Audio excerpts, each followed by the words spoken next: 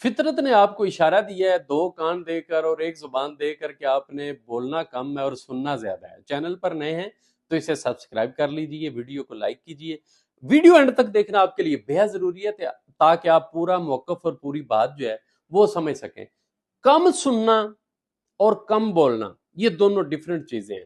کچھ لوگ جو ہے وہ سنتے بھی کم ہے، بولتے بھی کم ہے، کچھ لوگ کم سنتے ہیں، زیادہ بولتے ہیں۔ لیکن فطرت نے آپ کو ایک ٹپ دیا ہے، قدرت نے، یہ سمجھنے کے لیے کہ آپ کے لیے کیا اہم ہے اور کیا نہیں ہے، کہ آپ کم بولیں اور زیادہ سنیں۔ آپ کو 2 کان دیے اور 1 زبان دی ہے، اس کا مطلب یہ ہے کہ بولنا کم ہے اور سننا زیادہ ہے۔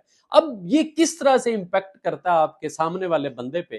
ہر بندہ چاہتا ہے کہ اس کی بات کو سنا جائے، اس کا موقف سنا جائے، اس کی بات کی تعریف کی جائے۔ یہ اسی وقت ہوتا ہے جب آپ خاموشی سے بیٹھ کر اگلے بندے کی بات سنیں گے، اس سے آئی کانٹیکٹ بنائیں گے، اسے لگے گا کہ یہ بندہ میری بات کو کتنی ویٹیج دے رہا ہے، میری بات کتنی توجہ سے سن رہا ہے۔ جب آپ ایسے کریں گے تو آپ انکانشیسلی اس بندے کے دل میں، دماغ میں اپنی جگہ بنا رہے ہوں گے، اپنا مقام بنا رہے ہوں گے، اور وہ جگہ، وہ بندہ جو ہے آپ کو دل میں، دماغ میں اس جگہ پر رکھے گا جہاں پر وہ کسی کو نہیں رکھتا، اس لیے کیونکہ آپ نے اس کی بات کو ویٹیج دی ہے، آپ نے اس کا موقف سنا ہے، اس کی گفتگو سنی ہے۔